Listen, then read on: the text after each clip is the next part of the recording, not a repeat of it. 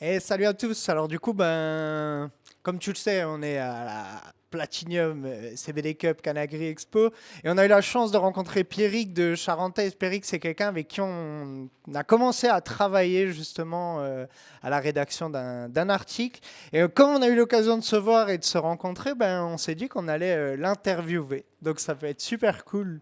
Hello Pierrick, je suis hyper content déjà de te voir. Ouais, merci. Moi aussi. En tout cas, je suis hyper content de vous rencontrer en vrai. On a ouais, une belle petite connexion. Vous êtes tout jeune, mais vous avez l'air d'avoir un taf. En tout cas, moi qui me plaît beaucoup dans l'éthique et dans votre approche humaine du truc, ce qui est hyper important. Du coup, ouais, je suis ravi de vous rencontrer là. Eh ben, merci beaucoup, ça nous touche grave. Et puis nous, on a été très touchés aussi par ce que tu fais et tes actions dans le secteur du chanvre, du coup. Donc, parle-nous un peu de Charentaise et de comment tu es arrivé là. Enfin, on est là pour toi, donc tu y vas. Alors Charentaise, c'est une histoire qui a 3 ans, un peu plus de 3 ans maintenant. Alors c'est un peu long à vous raconter tout le truc. Je vais essayer de le faire en rapide. On est deux associés, donc Patrick est pas là sur la Platinum Cup aujourd'hui.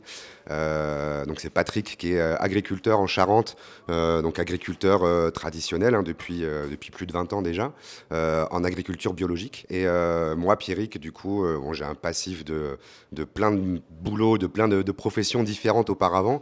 Mais effectivement, j'ai passé aussi, on va dire, 2-3 ans sur 5 ans en intermittence entre la Californie et la France. Donc j'ai, on va dire, après mes connaissances personnelles que j'avais déjà du cannabis, voilà, de manière, ouais, on va dire, par intérêt, passion et perso, c'est vrai que la Californie m'a beaucoup appris sur l'ensemble, surtout sur la culture indoor de qualité, avec un travail sur un sol vivant, avec des produits organiques, avec vraiment un respect de la plante, et puis vraiment avec des produits et des génétiques magnifiques et des gens super passionnés qui ont voilà, 30 ans d'avance sur nous, clairement, sur le domaine du cannabis.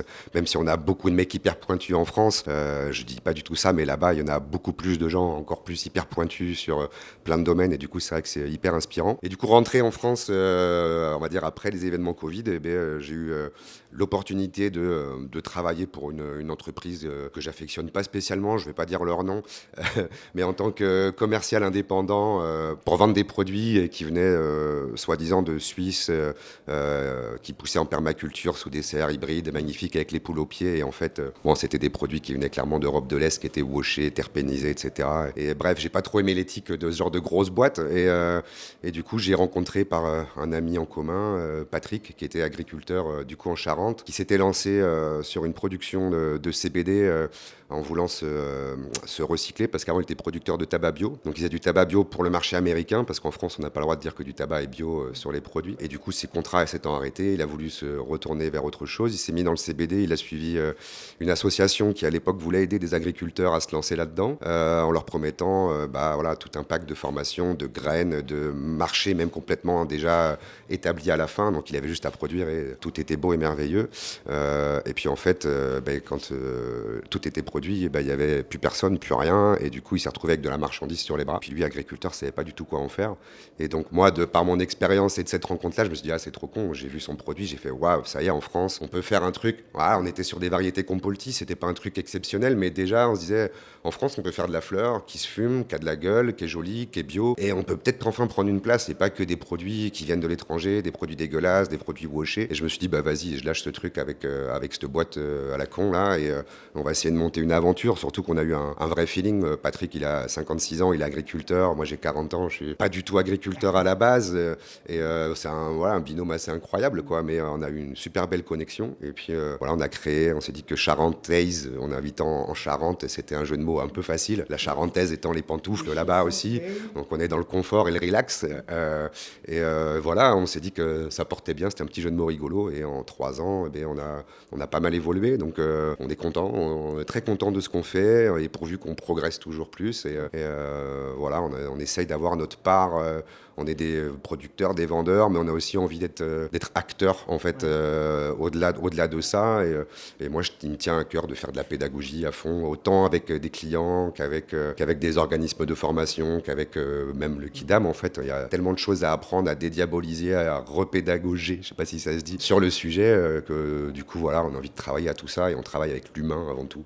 Et voilà. Ouais, donc en fait, si je résume bien, mais c'est super chouette parce que toi, tu as une histoire en fait avant tout de passion et tu as une relation donc hyper étroite, je dirais, avec le chanvre en lui-même où tu as pu un peu en découvrir un aspect beaucoup plus technique en Californie, enfin de par tes voyages et tout. Et puis du coup, c'est vraiment la rencontre avec l'agriculteur passionné, le travailleur du sol, donc qui est ton associé. Rappelle-moi son prénom. Patrick Musset. Patrick Musset. Ben, si tu nous regardes, salut Patrick, du coup. Et j'aurais été heureux de te rencontrer aussi. Et non, ouais, donc en fait, Charentais, c'est un peu vraiment la rencontre entre l'agriculteur passionné et certainement qui maîtrise son terroir avec le passionné de chanvre qui a découvert un peu une technicité de par ses voyages et de son expérience. Donc c'est plutôt prometteur. En vrai, moi, je kiffe l'histoire et ce que vous fédérez derrière. Je trouve ça génial.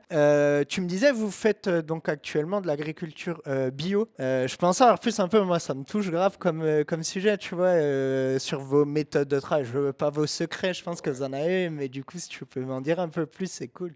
Ouais, nous on part du principe que, avant même le côté bio, que c'est une plante déjà qui marche très très bien toute seule, qui est très robuste, qui n'a pas besoin de beaucoup d'aide, hein, si ce n'est de l'attention, un peu de soleil, un peu d'eau. Et voilà, on peut toujours bichonner toujours plus les plantes, mais voilà, on pense que le meilleur de la plante, il vient du naturel, voilà, et qu'on peut l'utiliser dans son entièreté et même dans la transformation, la pousser à des choses qui sont vraiment super bien dans des techniques d'extraction et de transformation, sans passer par des méthodes de solvants, de trucs chimiques, etc. En tout cas, nous, c'est notre éthique, vraiment. Et puis, ben, voilà, Patrick travaille en agriculture bio depuis toujours, donc lui, ça, c'est quelque chose qui le passionne aussi. Moi, c'est quelque chose qui me touche beaucoup et qui me plaît, et lui, ça le passionne. Donc effectivement, nous, on veut absolument pas déroger à ce truc-là. Donc, des fois, c'est hyper frustrant parce que on aimerait faire certains types de produits. On va pas faire des néocannabinoïdes ou des trucs comme ça, tu vois, mais on aimerait faire effectivement des produits alimentaires un peu plus complexes. On aimerait faire des haches, des résines plus complexes. Et c'est vrai que les techniques en bio,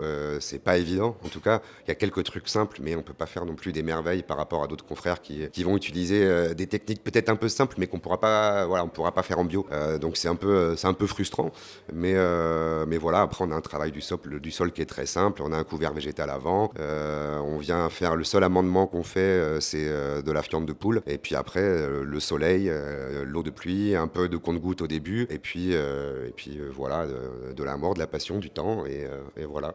Du coup, aujourd'hui, au niveau de votre exploitation, vous avez réussi à obtenir certaines certifications. Alors, je dis peut-être des conneries, mais il me semble qu'il y a certains labels qui sont très durs à obtenir pour le chanvre.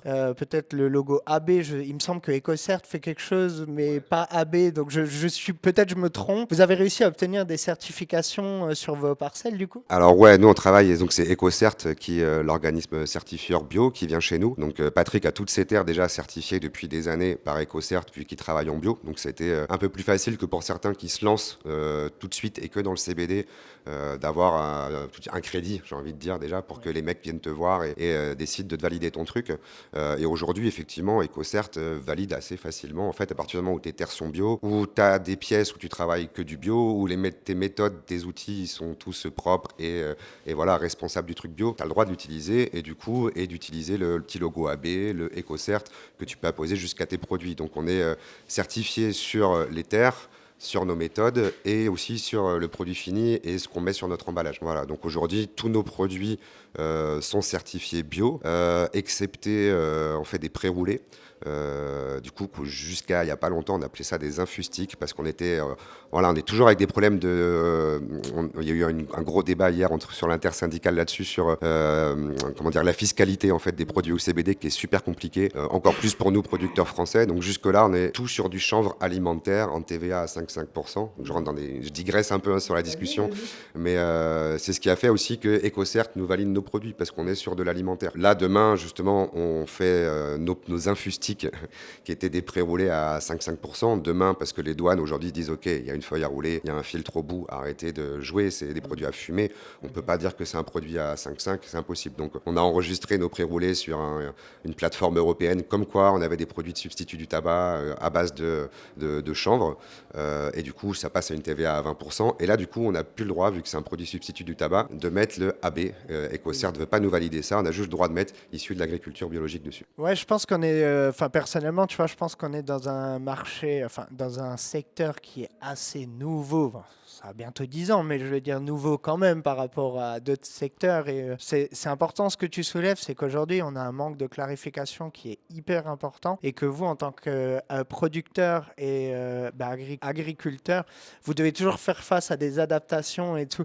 Je rebondis encore juste sur ce que tu disais. Ouais, aujourd'hui, EcoCert, c'est assez facile et tout. C'est facile, certes, mais quelque part, pour les consommateurs qui nous regardent, c'est aussi un gage de qualité. C'est que derrière, vous avez des méthodes de travail, un boulot, une rigueur qui est validée et certifiée, propre. Et c'est important aujourd'hui, tu vois, pour les gens qui nous regardent, de dire ouais, c'est facile, c'est facile. C'est hyper humble de ta part, mais en soi, c'est que derrière, vous avez quand même pris des mesures qui garantissent la sécurité des consommateurs et puis de vos clients. Donc moi, je vous salue pour ça, c'est cool, tu vois. Ben voilà. En fait, c'était pas une question, c'était un petit bilan finalement de ce que tu me disais. Je reviens encore sur le côté humain. Comment vous êtes rencontrés du coup avec Patrick? Bon, alors avec Patrick, c'est un truc un peu simple, hein, moi, je suis né au Charentais. J'habitais pas du tout dans ce secteur-là avant. J'ai beaucoup voyagé, j'ai vécu dans d'autres coins de la France et j'ai rejoint ma compagne en fait en Charente. Et c'est vrai que c'était sorti de Covid. Je travaillais avant dans le cannabis en Californie, dans le spectacle en France. Et sorti de Covid, bon, c'était un peu dur de trouver quelque chose pour rebondir. Donc, comme je vous ai dit, j'ai eu cette expérience en me disant, allez, je vais me tenter dans le CBD avec une boîte qui me plaisait pas du tout, mais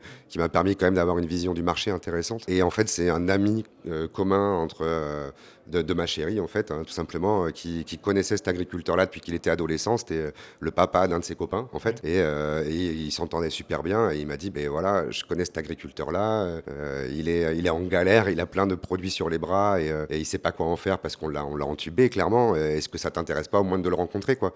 De voir si peut-être vous pouvez faire un truc. Et donc, moi, au début, j'étais là, bah, je sais pas, pourquoi pas. En tout cas, allons le rencontrer. Il y a un mec qui fait quelque chose dans le coin, déjà allons voir. Et donc du coup, bah, je suis parti avec ma chérie, ma petite fille qui avait, je crois, 3 semaines, qui venait juste de naître depuis pas longtemps. Et on est parti chez Patrick et Christelle, du coup, dans leur ferme. Et voilà, un soir, on a été boire un petit apéro et on s'est retrouvés au coin d'une table, s'est présenté, on a chacun raconté un peu nos parcours. Et voilà, pas du tout du même monde, pas de la même génération, mais pourtant ça a été un feeling direct, nature, simple. Et on s'est dit, ah cool.